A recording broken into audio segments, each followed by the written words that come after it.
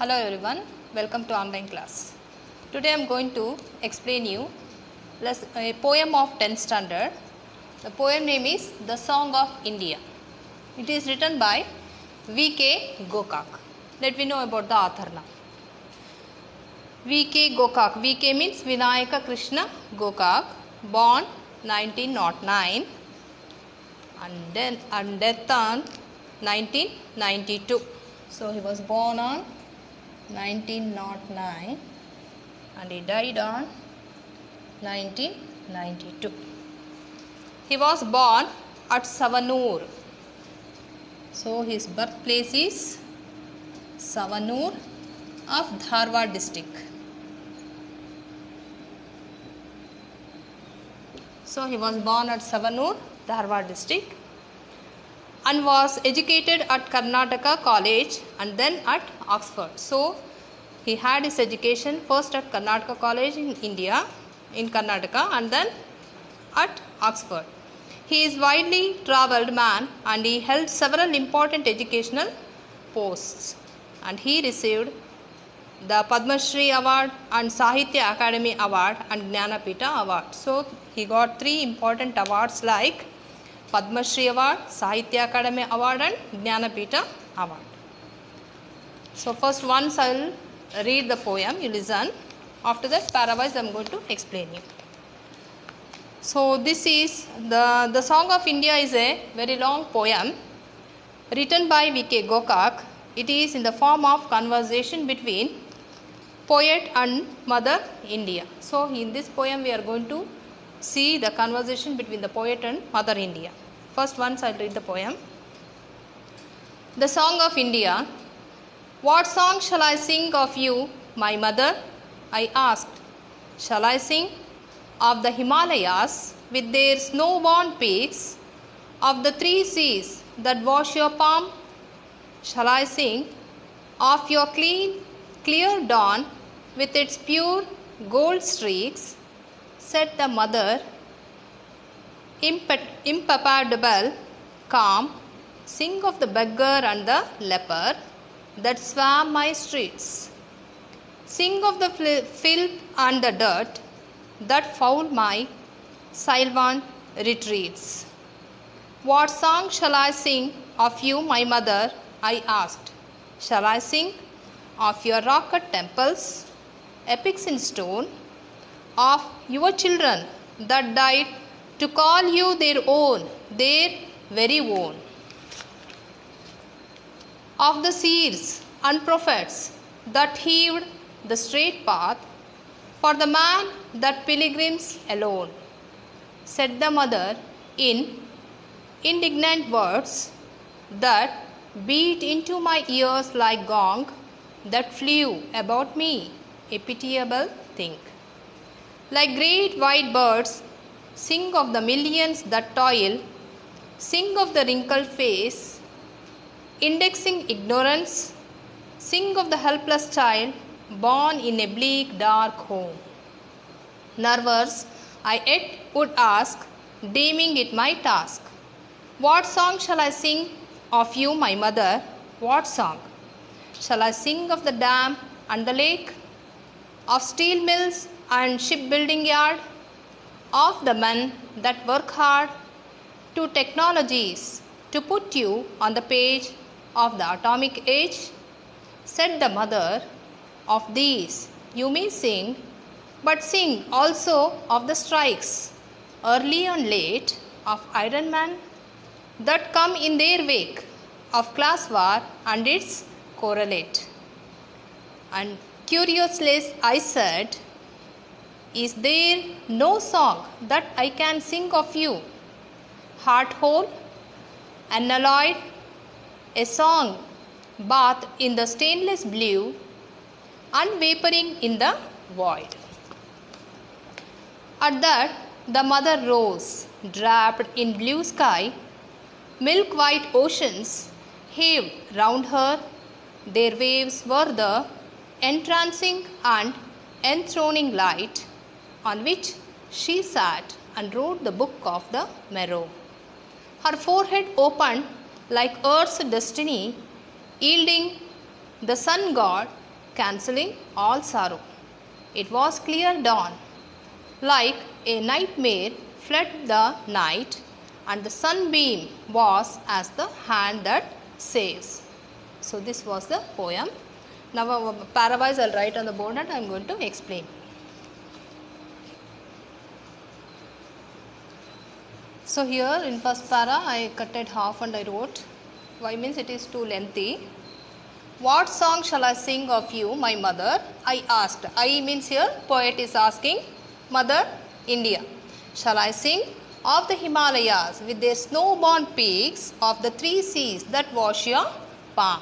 So here poet is pleads the Mother India to guide him, and also he desires to sing about the Himalayas with their snow-born peaks. And the poet wants to sing about the three seas that sweeps along the coastline. So all of you know about the three oceans surrounding our India, which are sweeping the coastline. So this is the explanation of these four cuts. Next continuation of the first para now. Of your clear dawn with its pure gold streaks, said the mother, imperturbable, calm, sing of the beggar and the leper that swam my streets, sing of the filth and the dirt that foul my sylvan retreats. So here leper means the people who are suffering from leprosy. So those people, beggar you know, swam means crowd, filth is and the sylvan retreats means a place of circulation in deep woods. It may be we can say it as a hotels.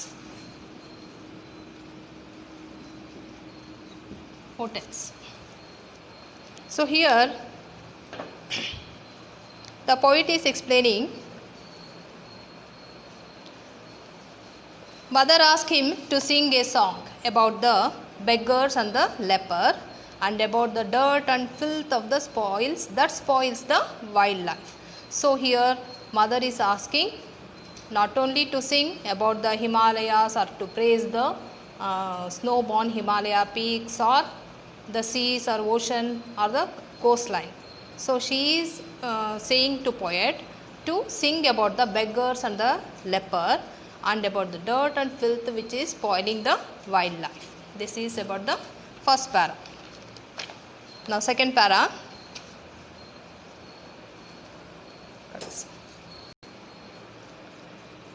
Next continue of the poem. What song shall I sing of you, my mother? I asked. Shall I sing of your rocket temples, epics in stone, of your children that died to call you their own, their very own?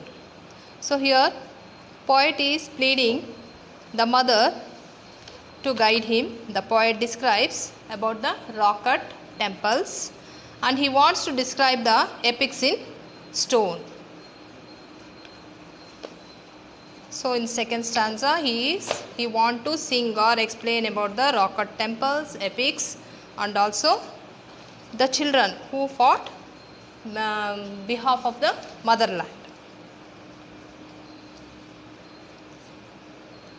Of the seers and prophets that hewed the straight path. Seers means saints, hewed means chop or to cut the straight path for the man that pilgrims alone, said the mother in indignant words, means feeling or showing anger. Indignant means that beat into my ears like gong. Gong is a type of a metals which will make a sound by hitting them. That flew about me, a pitiable thing, like great white birds. So here in this para, in these lines, poet is going to explain about the saints and prophets who had made some of the changes, and for the man that pilgrims alone. So here poet is describing the glorify of the saints and prophets, and also who paid the path of others to follow. Next let we see. So in next lines, sing of the millions that toil Toil means person present there. Sing of the wrinkled face. Indexing ignorance. Indexing means indicating ignorance. Sing of the helpless child. Born in a bleak dark home. Bleak means a barren room, we can say. The child which is born in a dark room. So here the poet brings the picture of contrast. He reminds us about the millions of people who are struggling to survive. It talks about the homeless people, who are the beggars are there, who are suffering much in the country. So here poet is talking about them.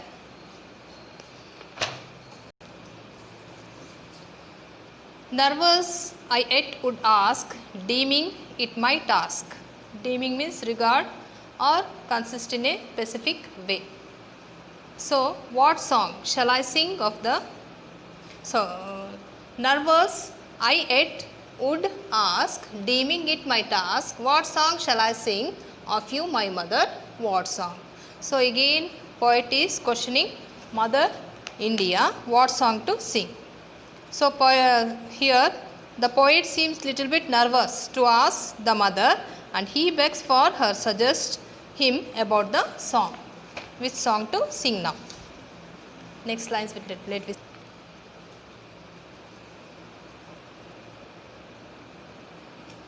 Shall I sing of the dam and the lake, of steel mills, the shipbuilding yard, of the men that work hard, to technologies to put you on the page. To put you on the page means to recognize, of the atomic age.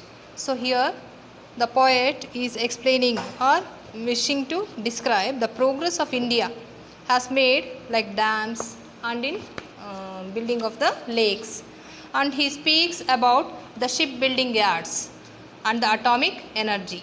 He talks about the man who put us on the map of atomic technology. For example, we can give us a APJ Abdul Kalam. So he is also known as a atomic man, isn't it? So let me see the next para.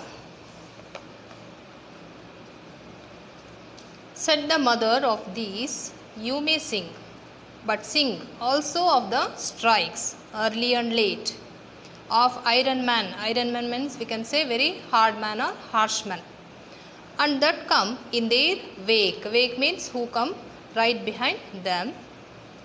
Of class war means conflict between the privileged and the unprivileged. Class war and its correlate. Correlate means having mutual relationship. And querulous I said, is there no song that I can sing of you? Heart whole means complete. Unalloyed. Unalloyed means not alloyed, means it is a pure. For example, we can say copper. A song bathed in the stainless blue, unwavering in the void. Unwavering in the void means that which was not disappearing into nothingness. So here in these lines, the poet is explaining, or he is going to bring another side of India in front of you. He talks about strikes which hit India, which influence Indian history. And he also talks about iron man who put out fight against the class war, like Sardar Vallabhbhai Patel and Gandhi, we can give the example. And the poet complaining said that was there any song he could sing of her, and he wants sing a song which is complete in itself. So the poet is questioning, in which song then I must sing about you. Understood? Now last para. So last para. At that the mother rose, draped in blue sky, milk white ocean heaved. Heaved means moved with power round her. Their waves with the entrancing and enthroning light means capable of attracting or holding interest. Entrancing means enthroning means install on a throne, especially beginning with their rule, on which she sat and wrote the book of Marrow, and her forehead opened like earth's destiny, yielding the sun god, cancelling all sorrow. It was clear dawn. Dawn means before the sunrise. like a nightmare fled the night, and the sunbeam was as the hand that saves.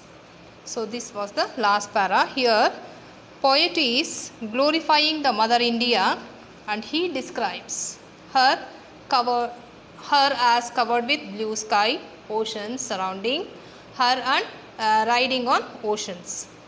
And the poet describes that the mother opened her forehead, yielding the sun god out of it, and it was like dawn after a long nightmare. And here the poet symbolizes a new era waiting for us to embrace. So this was the poem. Now I will read the summary of the poem.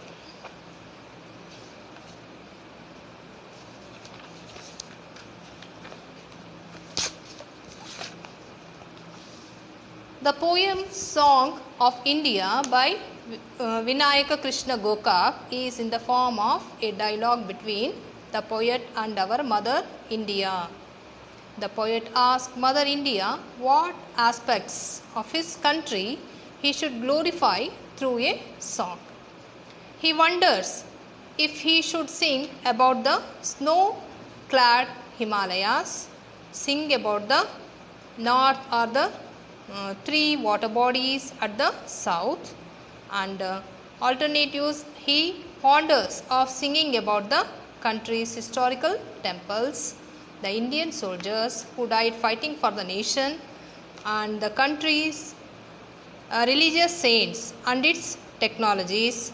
And however, Mother India requests the poet to sing about the lepers and beggars on her street, the helpless children, and other things or people of less importance. And through the poem, V.K. Gokak tries to convey that we must be proud of our tradition, culture, heroes, and industrial progress. However, we must not forget the problems such as poverty and unemployment, class and caste conflicts, and illiteracy and ignorance faced by our country. We must strive to eradicate these problems from our motherland. So this was the summary. I think you have understood the poem. Copy the poem and go on studying. Thank you.